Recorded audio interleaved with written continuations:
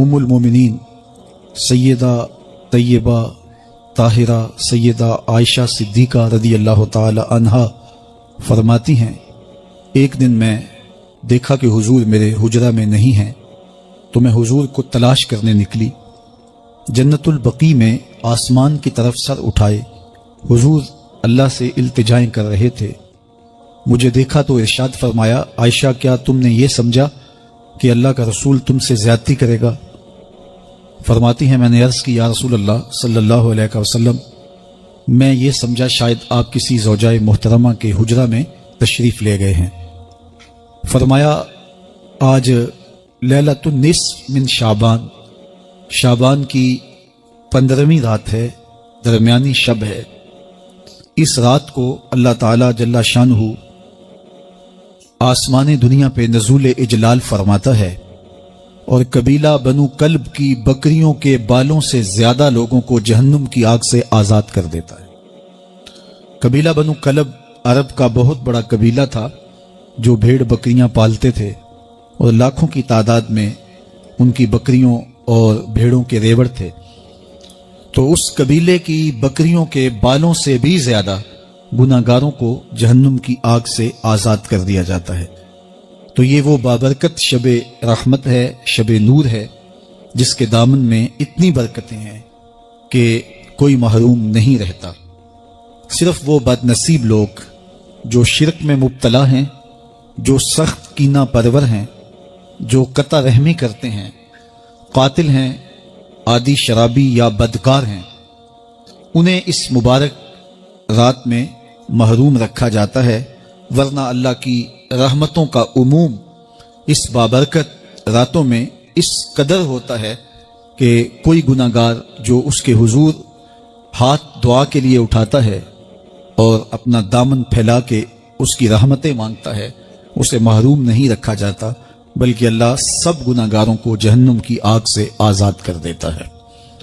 ایک روایت میں آتا ہے کہ اللہ لیلۃ النصف من شعبان، شعبان کی 15ویں رات کو آسمان دنیا پہ اپنی رحمتوں سے جلوہ گر ہوتا ہے اور فرماتا ہے کوئی رزق مانگنے والا، میں اس کی جھولیاں بھر دوں، ہے کوئی مغفرت طلب کرنے والا، میں اس کے گناہ معاف کر دوں، ہے کوئی مجھ سے عافیت مانگنے والا، میں اس کو عافیتوں سے نواز دوں، ہے کوئی فلاں چیز مانگنے والا، ہے کوئی فلاں چیز مانگنے والا، اس کی رحمتیں آواز دیتی ہیں، اور یہ آواز غروب آفتاب سے لے کر کے طلوع فجر تک مسلسل بندوں کو دی جاتی ہے، اور بندے اس کے حضور اگر دستے طلب دراز کریں، اپنی جھولی پھیلائیں، تو اللہ تعالیٰ ان کو ان کے مانگنے سے بھی زیادہ عطا فرماتا ہے۔ اس امت کو اللہ تعالیٰ نے اس طرح کی راتیں دے کر کے مغفرت، بخشش، غفران اور رحمتوں کی فراوانی نصیب کی ہے۔ میرے حضور نے ارشاد فرمایا، ایک شخص صبح سے لے کے ظہر تک مزدوری کرتا ہے، اس کو ایک قیراط ملتا ہے۔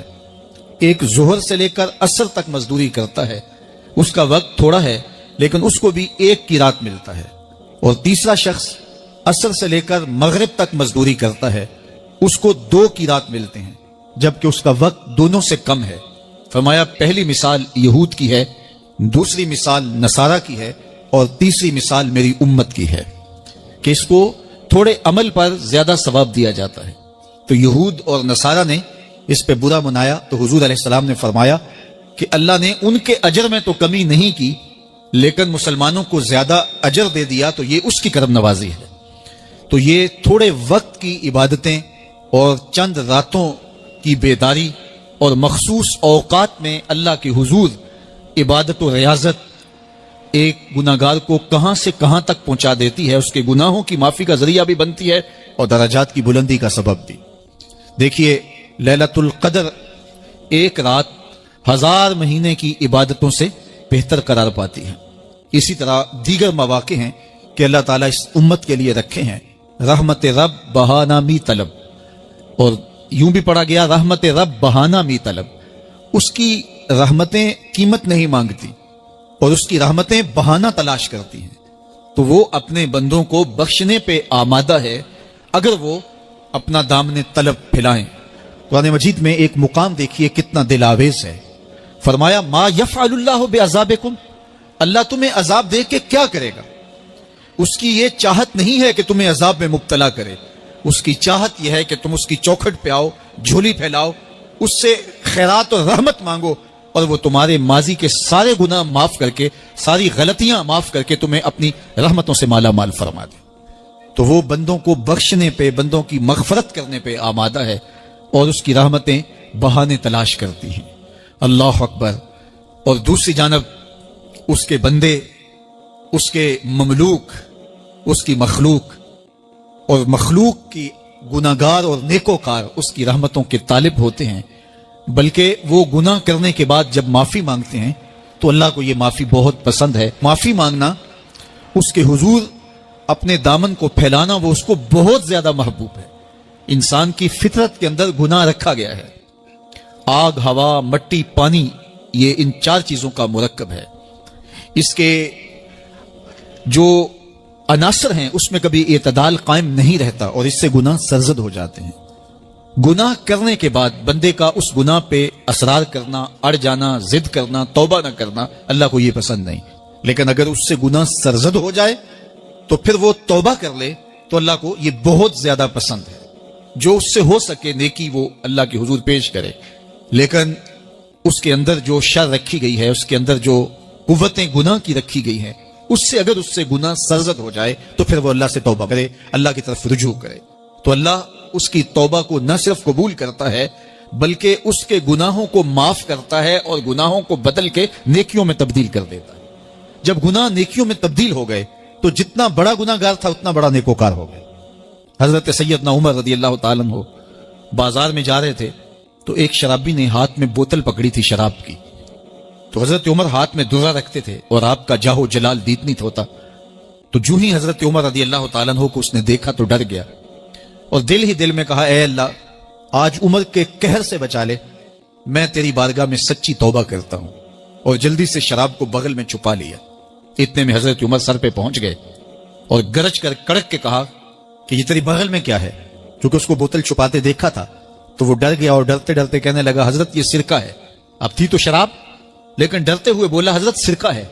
تو حضرت عمر نے کہا، نکال ہے۔ تو اس لیے یہ ایک قسم کا رحم دلی کا مہینہ ہے، پیار بانٹنے کا مہینہ ہے، یہ الفتیں تقسیم کرنے کا مہینہ ہے۔ وَشَهْرٌ يُزَادُ فِيهِ رِزْقُ الْمُؤْمِنِ، اور یہ ایسا مبارک مہینہ ہے جس میں مومن کا رزق بڑھا دیا جاتا ہے۔ روزہ کھانا بچانے کے لیے، یہ اخراجات کام کرنے کے لیے نہیں ہے، بلکہ اس میں آپ کا رزق اور بڑھ جاتا ہے۔ ایسی ایسی نعمتیں کھانے کو ان لوگوں کو بھی نصیب ہو جاتی ہیں عام دنوں میں جو ان کا مقصود نہیں ہوتی۔ دسترخوان لگتے ہیں، افطاریاں ہوتی ہیں، سحری کے لمحات ہوتے ہیں، کوئی کسی کو ویسے کھانا کھلائے تو اس دسترخوان پہ کھانے کے لیے آنا اس کا اور رنگ ہوتا ہے۔ لیکن افطار کا دسترخوان جب بچھتا ہے اور لوگ جب اس کے اوپر آتے ہیں، امیر بھی آتے ہیں، غریب بھی آتے ہیں، تو اللہ کی دی ہوئی نعمتیں جو دسترخوان پہ پڑی ہوتی ہیں ان کو اٹھاتے ہیں، کام و دہن کی تسکین کا سامان کرتے ہیں، عزت نفس بھی مجروح نہیں ہوتی، اور طرح طرح کی نعمتیں کھانا بھی دستیاب ہو جاتی ہیں۔ تو یہ ایک مہینہ ہے مواسات کا، اس میں رزق بڑھ جاتا ہے، اور غرباء تک بھی اللہ کی نعمتیں وہ پہنچتی ہیں جو عام دنوں میں ان کو میسر نہیں ہوتی، اور امراء بھی نعمتوں کا لطف لیتے ہیں، نعمتوں کا مزہ انہیں آتا ہے، اس لیے کہ بھوک کاٹنے کے بعد جب ان کو نعمت میسر آتی ہے تو پھر انہیں احساس ہوتا ہے۔ جو شخص ہر وقت سیراب رہتا ہے تو اس کو کیا پتا کہ شدید بھوک کے بعد کھانے کا لطف کیا ہوتا ہے۔ سخت پیاس کے بعد میٹھا اور ٹھنڈا مشروب جب رگوں کو تر کرتے ہوئے معدے تک پہنچتا ہے تو اس کی تراوت، اس کی ٹھنڈک، اس کی لذت، اس کا کیف و سرور، اس کی عذوبت اس طرح راحت بخشتی ہے۔ اسی لیے میرے اور آپ کے آقا و مولا نے ایک دوسرے مقام پہ ارشاد فرمایا، للصائم فرحتان، فرحت عند فطرہ و فرحت عند لقاء ربہ۔ روزے دار کے لیے دو خوشیاں ہیں، ایک خوشی اسے تب ملتی ہے جب وہ روزہ افطار کرتا ہے، وہ لمحے مسرتوں کے ہوتے ہیں، ایک روحانی احساس ہوتا ہے، اتنا لمبا دن، اتنا سخت دن، گرمی کی شدت، مالک تیرا شکر ہے لمحہ اختتام پہنچا، اور یہ اتنا لمبا دن تیرے حکم کی تعمیل کرتے ہوئے بسر ہو گیا۔ ایک تو روزہ کھولتے ہوئے وہ ایک سرشاری ہوتی ہے، وہ ایک لذت ہوتی ہے، روحانی تسکین ہوتی ہے۔ آج کل وہ افطار کے دسترخوان لگتے ہیں تو جس طرح ہمارے سارے معاملات جو ہیں وہ ملوث ہو گئے ہیں ریا سے، تصنع سے، اس طرح افطار بھی ایک فیشن کے طور پہ فروغ پا رہی ہے. تو اس میں عمراء کو اور شخصیات کو بلایا جاتا ہے، اور ایسے لوگ کثرت کے ساتھ ہوتے ہیں جن کا روزہ بھی نہیں ہوتا. تو پھر ظاہر ہے رسمن تو اتنی دیر تک وہ کچھ نہیں اٹھا سکتے جب تک اذان کی آواز نہیں آتی، افطار کے لمحے نہیں آتے. تو اس وقت جو روزہ دار ہوتا ہے جب وہ مشروب لے رہا ہوتا ہے، جب وہ کوئی لقمہ اتار رہا ہوتا ہے، تو اس کی جو فرحت ہوتی ہے، اور جس نے روزہ نہیں رکھا وہ بھی افطار کے دسترخوان پر بیٹھا ہے، تو کیا اس کو کوئی روحانی حظ، کوئی سرور، افطار کے لمحوں کا کوئی لطف مل سکتا ہے؟ وہ بیچارہ کتنا بے چین ہوتا ہوگا کہ یہ شخص ہے کمزور ہے، سارا دن مزدوری کر کے آیا ہے، اور اس کا بھی تو سارا دن گزر گیا بھوک اور پیاس سے، اور میں صحت مند ہوں اور سارا دن ٹھنڈے ماحول میں رہا ہوں اور مجھے توفیق نہیں ملی. تو وہ گھونٹ کتنے مشکل اس کے لیے ہوتے ہوں گے. اور روزہ دار کے لیے اس قدر وہ آسودہ بخش لمحے ہوتے ہیں کہ جب اس کو یہ مسرت ہو رہی ہوتی ہے کہ مالک تیرا شکر، گرم موسم، زبان کاٹا، حلق خشک، اور تو نے تکمیل تک لمحے پہنچائے اور میرا دن خیریت سے گزر گیا، تو وہ اس کے لیے ایک خوشی کا لمحہ، روحانی مسرت کی کیفیت. اور دوسری کہ جب وہ ٹھنڈا اور میٹھا مشروب، سارے دن کی سوکھی ہوئی زبان اور خشک حلق، اور انسان کی جو ہے وہ رگیں بھی، انتڑیاں بھی خشک ہو چکی ہوتی ہیں، تو ٹھنڈا اور میٹھا مشروب جب انسان کے معدے کی طرف بڑھ رہا ہوتا ہے، زبان بولے نہ بولے ایک ایک رواں اللہ کی حمد بول رہا ہوتا ہے، اور تشکر انسان کے رگ و ریشہ سے ادا ہو رہا ہوتا ہے، اور اس کی کیفیت، اس کی سرشاریاں، اس کی لذتیں وہ دیکھنے کی ہوتی ہیں. تو کہا للصائم میں فرحتان، روزے دار کو تو ایک فرحت اس وقت ملتی ہے عند فطر ہی، جب وہ روزہ کھولتا ہے، روحانی فرحت بھی، جسمانی فرحت بھی. وفرحۃ عند لقاء رب، اور دوسری فرحت اور دوسری خوشی اسے تب ملے گی جب اس روزے کے صلے میں اللہ تعالیٰ اپنے رخ انور سے پردہ اٹھا دے گا اور روزہ دار کو اپنی دیدار کی دولت عطا کرے. تو وہ پھر منظر دیکھنے والا ہوگا، روزہ دار کی آنکھیں ٹھنڈی ہو جائیں گی. اصل افطار تو وہ ہوگی نا، اللہ اکبر، اصل تو شربت دیدار ملے گا جو روح کی پیاس بجھا دے گا، جو من کی بھوک مٹا دے گا. تو کہا للصائم فرحتان، فرحۃ عند فطرہ وفرحۃ عند لقاء رب.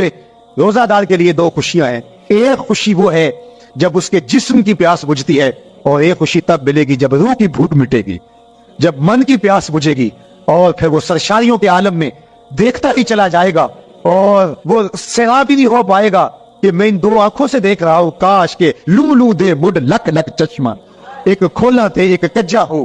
وہ اس آرزو میں ہوگا کہ میرا رواں رواں آنکھ بن جائے اور میں اس دیدار سے فیضیاب ہوتا چلا جاؤں. تو وہ کیا لمحے ہوں گے، وہ کیا گھڑیاں ہوں گی، وہ کیا ساعتیں ہوں گی. کوئی لفظ نہیں ہے جن لفظوں میں ان حقیقتوں کو بیان کیا جا سکے، اس لیے کہ وہ منظر ہی وراء الورا ہوگا. تو روزہ دار کو فرحت ملتی ہے جب وہ روزہ کھولتا ہے. فرمایا وَشَهْرٌ يُزَادُ فِيهِ رِزْقُ الْمُؤْمِنِ، اس میں مومن کا رزق بڑھا دیا جاتا ہے. وَمَنْ فَطَّرَ فِيهِ صَائِمًا كَانَ مَغْفِرَةً لِذُنُوبِهِ، جس نے روزہ دار کا روزہ افطار کروایا. اللہ کے محبوب فرماتے ہیں کہ ایک تو خود روزہ رکھا، اور دوسری سعادت یہ ہے کہ ماہ سیام میں روزہ دار کا روزہ افطار کروایا. آپ شریعت بیضاء کو بنظر عمیق مطالعہ کر کے دیکھیں، ماہ سیام میں بہت زیادہ اس بات پہ زور دیا گیا ہے کہ روزہ افطار کرواؤ. اپنے گھر میں بیٹھ کر کے روزہ افطار کر لینا یہ بھی سعادت مندی ہے، روزہ نصیب ہو جائے، لیکن اس بات پہ بہت زور دیا گیا ہے ماہ سیام میں کہ ایک ماحول پیدا ہو، لوگوں کو افطار کروائیں تاکہ تمام لوگوں تک اللہ تعالیٰ کی نعمتیں پہنچیں اور لوگوں تک جو ہے وہ رمضان المبارک کی برکتیں پہنچیں. تو ارشاد فرمایا وَمَنْ فَطَّرَ فِيهِ صَائِمًا، جس نے روزے دار کا روزہ افطار کروایا، کَانَ مَغْفِرَةً لِذُنُوبِهِ، تو وہ افطار کروانے والوں کے گناہوں کی بخشش کا ذریعہ بن جائے گا. یہ افطاری گناہوں کی مغفرت کا سبب بن جائے گی. وَإِتْقَ رَقْبَتِهِ مِنَ النَّارِ، اور آتش دوزخ سے گردن کی آزادی کا مجدہ جافزہ بن جائے گا یہ امر کہ اس نے کسی کا روزہ افطار کروایا. وَقَانَ لَهُ مِثْلُ أَجْرِهِ مِنْ غَيْرِ أَنْ يَنْقُصَ مِنْ أَجْرِهِ شَيْءٌ، اور روزہ افطار کروانے والے کو روزہ رکھنے والے جتنا اجر ہی دیا جائے گا، لیکن روزہ رکھنے والے کے اجر میں بھی کوئی کمی نہیں واقع ہوگی. جتنا اس نے سارے دن کی بھوک اور پیاس کاٹ کر کے تکلیف اٹھا کر کے روزہ رکھا، جس نے شام کو اس کو افطار کر دیا اتنا ہی ثواب اس کو عطا کر دیا جائے گا. اس کا اجر کم کیے بغیر. اللہ اکبر. یہ امت کے لیے اللہ نے کیا پیکج دیا ہے, کیا کرم نوازیاں ہیں اس امت کے لیے.